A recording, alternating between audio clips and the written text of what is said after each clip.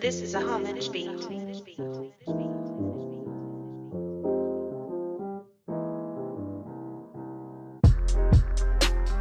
Says, for God knows that when you eat of it, your eyes will open and you will what be like God, knowing good and evil. Being knowledgeable of good and evil does not make one God, but it causes one to challenge God. Being aware of evil means that there is a standard of good. When man becomes aware of evil, he now feels that he can what determine what that standard of good is, instead of what God is the one who determines it. No, I'm the one who determines it, because what I don't think sex before marriage is that bad. But God has already said that it's bad. But now that I've come aware of it, I'm going to challenge what God has told me not to do. And it's like, we see how that plays out in reality. And I always say this, it's like scripture is so relevant because it reflects reality. How often do we want to be the standard of what is good? Not what God tells us is good. We say, oh, this is good. There's nothing wrong with it. And I give an example. I say we see the effects of this today. For example, the standards of privacy are now blurred. In today's society, everyone has access to a smartphone. This piece of technology is a result of a great mind and greatly benefits humanity. The phone was first invented in 1876 by Alexander Graham Bell. The phone has certainly progressed since then. Today, a phone is not simply a phone. Today, one's entire life revolves around one's phone. A phone is more than a device used to communicate verbally with someone not present. The practical applications of a phone are limitless. The most notable feature of a phone is what? Social media. Social media is a wonderful invention, but in the hands of men, it is the breeding grounds of corruption. And like we were saying earlier, where it's like any show that you watch in this day and age, there's some aspect of social media attached to it where it's a way of life. It's a part of our culture now that you can't run away from it. And it's like I always feel like I grew up in the wrong era because I honestly don't like social media. And I understand the benefits of it, but it's like you just see depravity at its finest. If we're going to be honest, I think we've contributed to that as well. But my question for you is, what is something that you've put on social media that you wish you could take back? Well, I went back and deleted everything from the 2015 to 2016 presidential campaign time. Are you not saying good things? I don't know. Hashtag MAGA. Make America Great Again. I didn't want my next employer to see that. Okay. Just kidding, please. Just became a citizen a little before that presidential campaign, so I say that joke only to stop crying. Stop the crying on the inside. Okay. Anyway, no, but aside from that, man, I find myself putting myself in an embarrassing situation every once in a while by trying to use, the vernacular that is popular nowadays, and sometimes not realizing that maybe the slang that is out there is not made for a 27-year-old dude to use, like saying yas to a Star Wars themed hot chocolate recipe on Instagram, which I deleted as soon as Brandon made fun of it, only to find out he had screenshotted me saying yas to a hot chocolate recipe. With like so 5 S's at the end. I thought it was 4. I think it was 4, but sure, we'll say 5. and the thing that the reason that I bring that up is because there's, again, I hate doing current events, but what do we have going on now? Mr. West, right? Just took his hiatus from social media, has come back and has created this firestorm of just saying things that a lot of people do not like. But we see how, and the whole point that I was making about the privacy isn't necessarily applicable in this situation because he volunteered that. But social media, a lot of times, is we take something that someone meant to keep private and put it online. One of the things that I can remember is like when Jay-Z was in the elevator, like extremely private, personal moment between him and his family. Someone gets that and then puts it online, and so what, for the whole world to judge. But that's none of our business. They didn't put that on social media. That's somebody who was not doing a job, was not being discreet, was not being private, but because we have this medium of social media, they can do it, post it, and everyone can see it. And I say privacy is no longer a right. It's a luxury.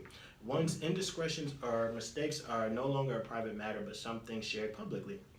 Any mistake one makes is now broadcast to the masses for others to judge. When Scripture talks about God's omnipresence, it's primarily in regards to his watchful eye. Scripture says the eyes of the Lord are every place, watching the evil and the good. I say most try to suppress this truth, but technology proves man's desire to be omnipresent. With the invention of the internet, people can communicate with someone across the globe. While this is amazing and extremely beneficial, in the hands of men it allows them to be the judge. Many mistakes and indiscretions that people make are private matters. However, because of the internet, private indiscretions are national news. And it's like, again, technology, and I think that was a great point that you made with Steve Jobs. It's like it amplifies. Like, it's good because I think the whole point of technology, I think it was created so nations could communicate for war or something like that, so that they can communicate easier. But it's like, as much as that's a good thing, now it's become what everyone, again, has this free think, and they can just say whatever they want, and a lot of times don't have to be accountable.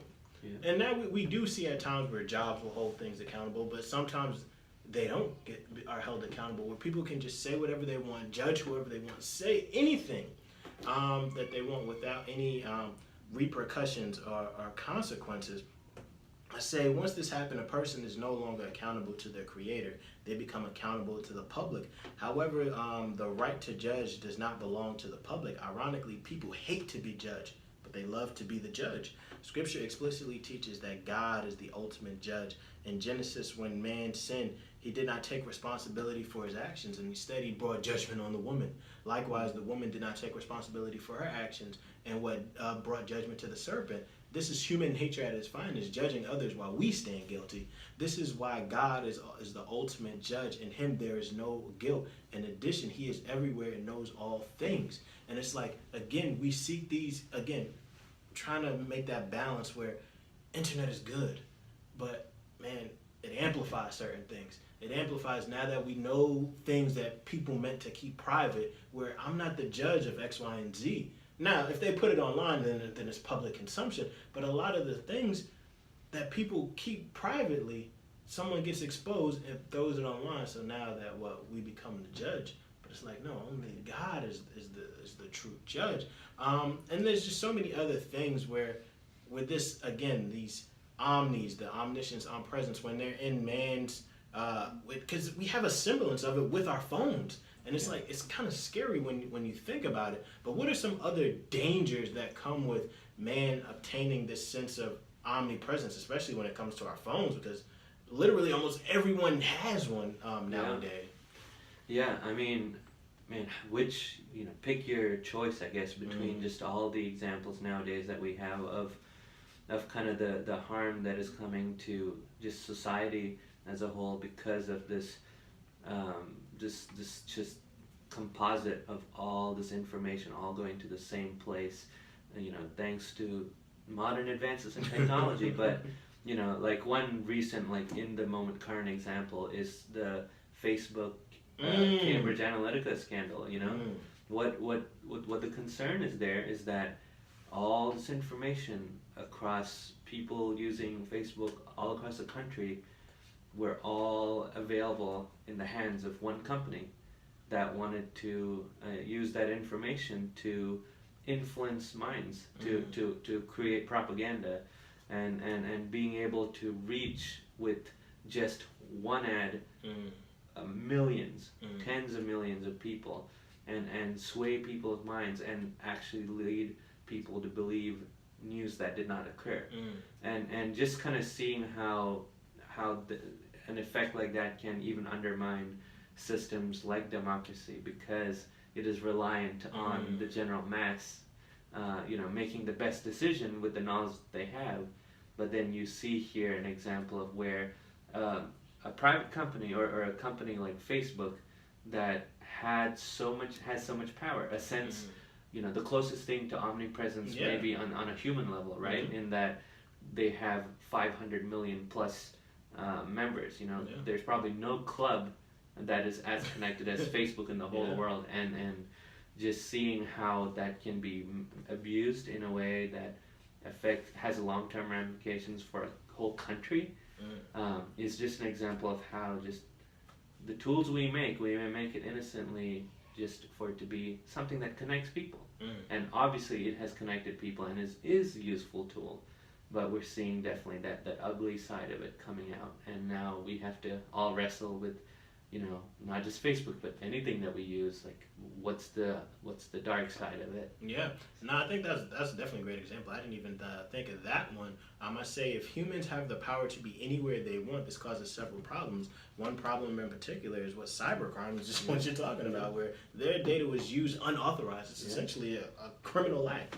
Cybercrime is using a computer to perform illegal activities like fraud, identity theft, trafficking, child pornography, and stealing of intellectual property. Men have taken the invention of the internet and turned it into a playground for depravity. Again, harping on this point, what does technology reveal about human? It reveals that they want God's characteristics. They want to be all-knowing, and they want to be everywhere. It just happens so subtly, where it's like you're not even thinking, oh, I just made this to connect with my friends who I haven't been in connection with for years, and we see how people use it for these other purposes that are amplified. Again, I love that quote from Steve Jobs. I say, men seeking omniscience and omnipresence reveal their quest for divinity, but man's desire to be omnipotent unquestionably proves this. I say this is, and I said it to you earlier, where a lot of the topics have different meanings to me, and just evoke different emotions. This one, like, I'm not a conspiracy theorist at all, but this one definitely put the conspiracy theorist in me, because it's like the things that I'm talking about are happening in like real time, where it's like it's not just science fiction anymore. Right. It's not just something, Marty McFly with the hoverboard or whatever the case is, where it's like I don't have to think about it. And even when you look at that movie, it was like 2011 or something like that. Oh yeah, where it was we passed the date. We passed the date. They were fantasizing about. Yeah, exactly. And so it's like, this is getting kind of crazy where you see the things. But I said there's something called transhumanism. I did not make this word up. Go look it up. Transhumanism, which is the intellectual and cultural movement that affirms the possibility and desirability of fundamentally improving the human condition through amplified reason, especially by developing and making widely available technologies to eliminate aging and to greatly enhance human intellectual, physical, and psychological capacities. To make it simple, essentially transhumanism advocates of this are seeking what? Immortality. Now, again, when I read this, it put a little fear in me, because it's like, it sounds like it doesn't sound real. Yeah. Like, I didn't think this philosophy actually existed, but there are people, human beings, who are seeking immortality. And if we're going to be honest, I think that would be a desire for a lot of us, to seek immortality. That, again, that human condition. Why do we get sick? Why do we die? We're trying to eliminate that. And it, like, from just that surface level, that sounds like a good thing. Yeah. There's nothing wrong with that. Now, when you were reading it, did that trouble you as much as it troubled me? Because when I was reading it, because again, I'm coming from a biblical worldview, so I have the end in mind. But again, it's like, I wonder if someone like reading, they'll be like, why is that a big deal? Sure. Like, there's nothing wrong with that. And it's like, you don't see how dangerous that is. What were your thoughts? Because I don't know if you ever heard of transhumanism before, but for me, it kind of scared me a little bit. Yeah, reading it, I don't know. I see, obviously, the positive benefits are kind of what comes to mind, right? And so when I read it first, I'm just thinking, okay, this is just a movement trying to kind of push that edge, further and further than where we are now. Just like how technology and medicine pushed us to where we are now. But when kind of now reading it a little bit closer and seeing how the use of the